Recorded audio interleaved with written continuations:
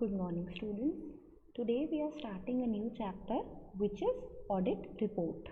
तो last chapter में हमने क्या डिस्कस किया था? Verification of assets and liabilities. तो जब ऑडिटर एसेट्स एंड लायबिलिटीज़ को वेरीफाई कर लेता है, अकाउंट्स को वेरीफाई कर लेता है, उसके बाद उसे क्या करना होता है? एक डिस्क्रिप्शन देनी होती है अपने काम की, जो डिस्क्रिप्शन रिटर्न में होगी जिसे ऑडिटर साइन करके देगा. इस डिस्क्रिप्शन के अंदर ऑडिटर क्या क्या चीज़ें देता है? वो अपनी ऑब्जर्वेशन देता है, जो उसने ऑब्जर्व किया चीज़ों के अंदर, और वो अपनी वेरिफिकेशन के रिजल्ट्स के बेसिस पर कंक्लूजन्स देता है, जो निष्कर्ष उसने निकाले कि क्या चीज़ कैसे है. वेरिफिकेशन के दौरान उसे क्या क्या चीज़ों का पता चल पाया. तो ये जो डिस्क्रिप्शन है इसे हम कहेंगे ऑडिट रिपोर्ट.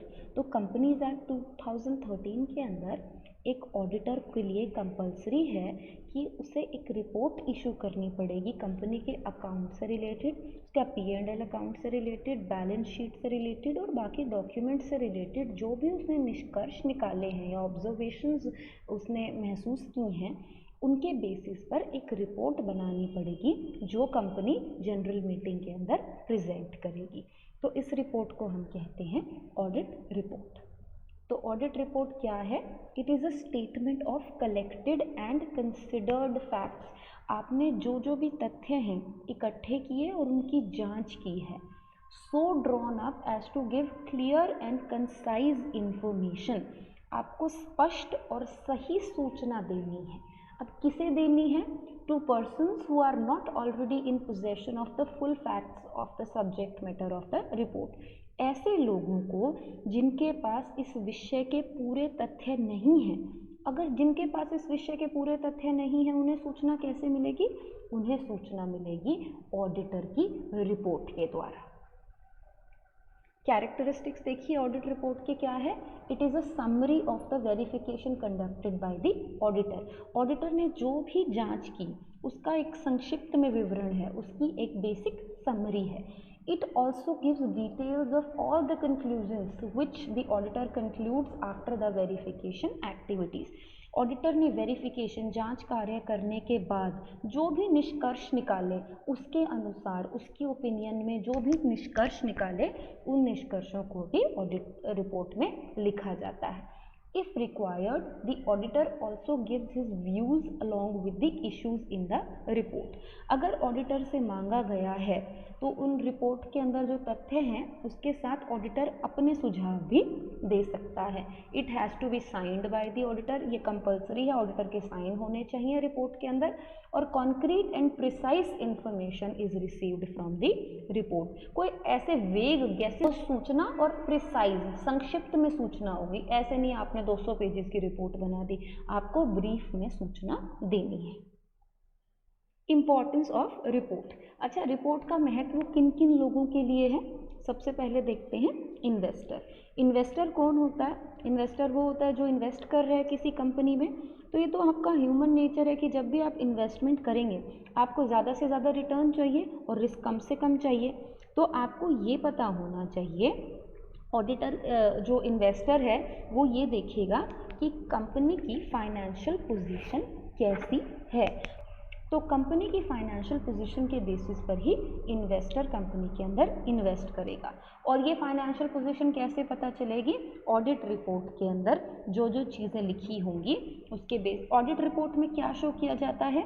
ऑडिट रिपोर्ट में ये दिखाते हैं कि आपकी फाइनेंशियल पोजीशन कैसी है, आपकी बैलेंस शीट सही पोजीशन दिखा रही है या नहीं.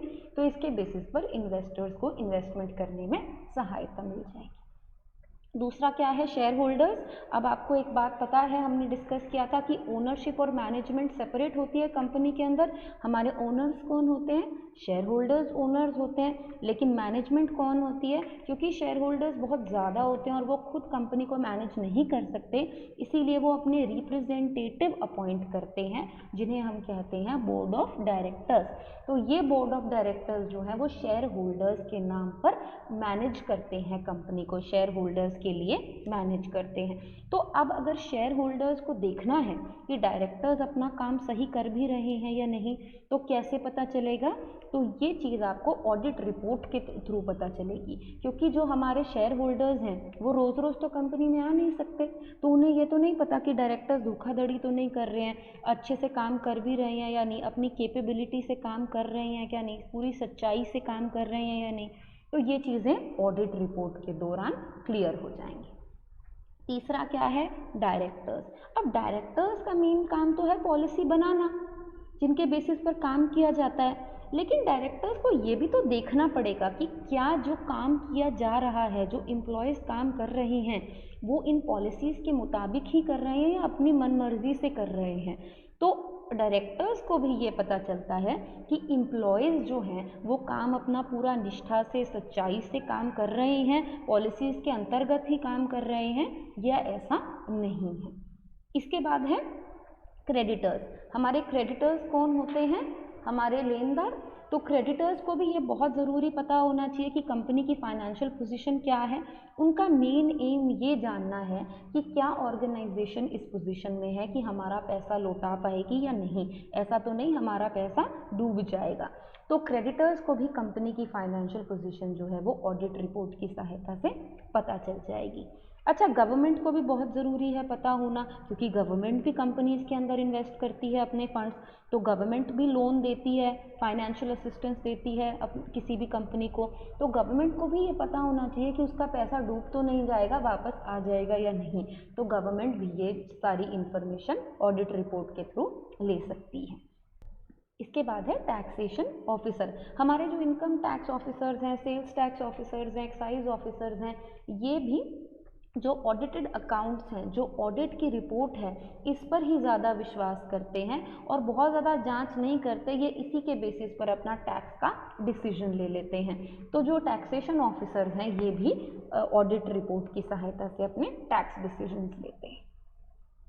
इसके बाद है कंटेंट ऑफ ऑडिट रिपोर्ट। तो ऑडिट रिपोर्ट का सब्जेक्ट मैटर क्या होगा, विषय सामग्री क्या होगी, आप अपनी बुक से गो थ्रू करेंगे, एक बार हम जो है ब्रीफ में इसे डिस्कस कर लेते हैं। सबसे पहला क्या है, ये सारे पॉइंट्स हैं बेटा जो क्लियरली लिखे होने चाहिए ऑडिट रिपोर्ट के अंदर। तो क्या देखा जाएगा, ऑडिटर ये चेक करेगा कि ऑडिटर की ओपिनियन में, ऑडिटर की राय में जो बैलेंस शीट है और प्रॉफिट एंड लॉस अकाउंट है, ये एक ट्रू एंड फेयर व्यू दिखाते हैं बिजनेस की फाइनेंशियल पोजीशन का या नहीं दिखाते। Whether auditor has received all information and clarification, क्या ऑडिटर ने जितनी इन्फॉर्मेशन और क्लैरिफिकेशन ऑडिट करने के लिए ज़रूरी थी उसे वो सारी इन्फॉर्मेशन मिली भी है या नहीं मिली है। Whether reports of branch accounts audited by a person apart from auditor has been sent to him। अब एक कंपनी के हेड ऑफिस अलग जगह पर है और बहुत सारी ब्रांचेस अलग अलग जगह पर हैं, तो जो ब्रांचेस हैं उनके अकाउंट्स की ऑडिटिंग किसी और ने की होगी, तो जो हेड ऑफिस का ऑडिटर है क्या उसके पास जो ब्रांच के अकाउंट्स की ऑडिट रिपोर्ट है वो पहुंच गई थी या नहीं पहुंची थी। Whether in his opinion financial statements comply with accounting standards, auditor को ये देखना है कि उसकी राय में जो भी आपकी फाइनेंशियल अकाउंट स्टेटमेंट्स बनी हैं वो अकाउंटिंग स्टैंडर्ड्स को ध्यान में रखते हुए उसके अंतर्गत बनी है या नहीं बनी है। Whether any director is disqualified from being appointed as director, जो कंपनीज एक्ट का सेक्शन 164 का सब सेक्शन 2 है उसके अंदर डायरेक्टर की क्वालिफिकेशन और डिसक्वालिफिकेशन लिखी हुई हैं, तो क्या उनके अंतर्गत कोई डायरेक्टर डिसक्वालिफाइड तो नहीं है कि वो डायरेक्टर नहीं बन सकता। क्या कंपनी के पास एक अच्छा इंटरनल फाइनेंशियल कंट्रोल सिस्टम है भी या नहीं है। Whether after the balance sheet date but before issuing the audit report, कि आपकी बैलेंस शीट तो बन गई थी कंपनी की, लेकिन ऑडिटर ने अभी तक रिपोर्ट जो है वो इशू नहीं की है, रिपोर्ट बनाकर नहीं भेजी है। इस टाइम के दौरान अगर ऑडिटर को कोई इन्फॉर्मेशन मिलती है, कोई ऐसा प्रॉफिट या लॉस जो नॉर्मल बिजनेस ऑपरेशंस में नहीं होता, तो ऑडिटर को ये अपनी रिपोर्ट में दर्शाना पड़ेगा बिफोर इशूइंग इट। तो बैलेंस शीट तो बन गई थी लेकिन ऑडिट रिपोर्ट अभी तक मैंने भेजी नहीं है एज एन ऑडिटर, और मुझे कोई ऐसी इन्फॉर्मेशन मिलती है जो मुझे लगता है यार ये नॉर्मल प्रॉफिट तो नहीं है, तो मुझे वो भी अपनी रिपोर्ट में दिखानी पड़ेगी। अच्छा, इसके बाद हम बात करते हैं, इतने टाइम से हम डिस्कस कर रहे हैं true and fair, true and fair कि जो हमारी बैलेंस शीट है, प्रॉफिट एंड लॉस अकाउंट है, कि क्या वो ट्रू एंड फेयर व्यू दिखाते हैं भी या नहीं। तो क्या पहले क्या होता था बेटा, जब कंपनीज एक्ट 1913 था ना, तो ट्रू एंड करेक्ट शब्द यूज किया जाता था, अब ट्रू एंड फेयर शब्द यूज किया जाता है। तो क्या फर्क है? करेक्ट का तो बेसिकली मतलब है कि जो मैथमेटिकल अरिथमेटिकल एक्यूरेसी है, नंबर्स की एक्यूरेसी है, जो गणित की शुद्धि है, वो ठीक है भी या नहीं है। और फेयर का क्या मतलब था? फेयर का मतलब है एक्चुअल पोजीशन। तो करेक्ट हमें क्या दिखाएगा? करेक्ट हमें ये दिखाएगा कि जो भी फाइनेंशियल डिटेल्स हैं वो मैथमेटिकल पॉइंट से गणित के संबंध में ठीक हैं या नहीं हैं। लेकिन फेयर हमें फेयर पोजीशन, जो आपकी उचित पोजीशन है, वो दिखाएगा कि आपकी एक्चुअल में पोजीशन क्या है। तो अगर ऑडिटर को देखना है कि अकाउंट्स जो हैं वो ट्रू एंड फेयर हैं, तो क्या क्या चीज़ें देखेगा ऑडिटर? फर्स्ट क्या है? Adequate books of accounts have been maintained by the company or not. Auditor ये चेक करेगा कि उचित पुस्तकें कंपनी के द्वारा रखी गई हैं या नहीं, और वो बिल्कुल क्लियर पिक्चर बिजनेस की दिखाती हैं या नहीं दिखाती हैं।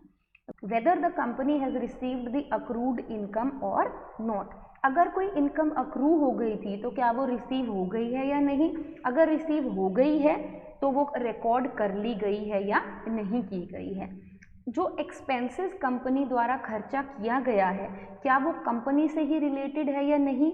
और जो एक्सपेंसेस हैं क्या वो अप्रोप्रिएट हैं, क्या वो सही हैं, उचित हैं या नहीं हैं। Capital and revenue expenses have been recorded separately or not. ये हम डिस्कस कर चुके हैं कि ऐसा तो नहीं कैपिटल का खर्चा रेवेन्यू में दिखा दिया, रेवेन्यू का खर्चा कैपिटल में दिखा दिया। The expenses incurred by the management and officials are appropriate or not. जो भी मैनेजमेंट ने, प्रशासन ने जो भी खर्चा किया है, क्या वो उचित हैं या नहीं है।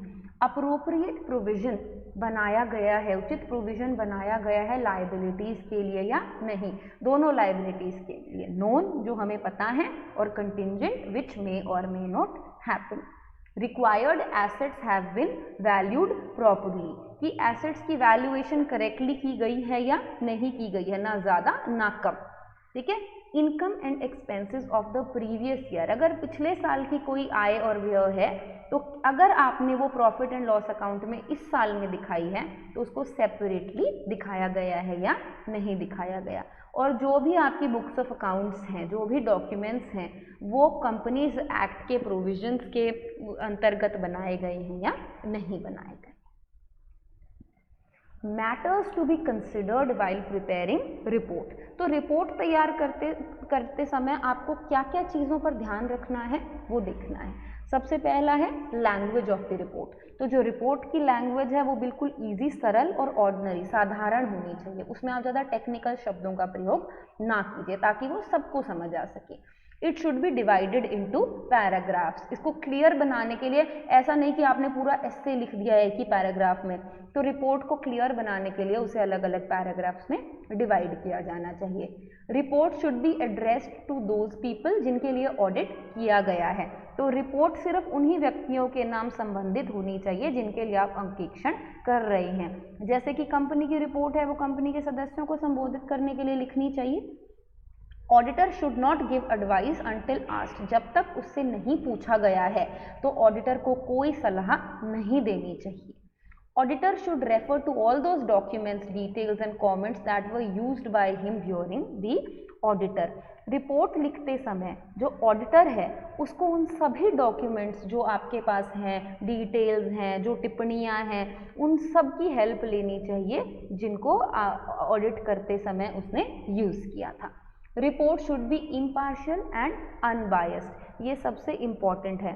जो रिपोर्ट है उसमें कोई बायस्डनेस, कोई पक्षपात नहीं होना चाहिए। जो भी चीज़ें क्लियर हैं, जो चीज़ सही है वही लिखी होनी चाहिए। The criticism stated in the report should not be such as to harm any particular person. जो भी आलोचना की गई है रिपोर्ट में, जो भी आपने अपनी ऑब्जर्वेशन एज एन ऑडिटर लिखी हैं, आलोचनाएं की हैं, वो ऐसे नहीं होनी चाहिए कि किसी व्यक्ति विशेष को आप हानि पहुंचाने की कोशिश कर रहे हैं। Report should be as brief as possible. ये तो बहुत इंपॉर्टेंट है। ऐसा नहीं है आपने बहुत ही बड़े पेजेस की बिल्कुल ऐसे ही लिख दिया। जितनी आप संक्षिप्त में लिख सकते हैं उतना ही ठीक है। It is not desirable to use words having more than one meaning. एक शब्द जिसके एक से अधिक मीनिंग है उन्हें आप मत यूज कीजिए, क्योंकि कंफ्यूजन हो जाती है, कोई उसे किसी तरीके से लेगा, कोई किसी तरीके से लेगा। Report should B duly signed and dated. जो रिपोर्ट जब बन जाएगी तो उसके एंड में ऑडिटर के सिग्नेचर होने चाहिए, जहां चार्टर्ड अकाउंटेंट शब्द लिखा होना चाहिए और राइट हैंड साइड में प्लेस एंड डेट लिखा होना चाहिए।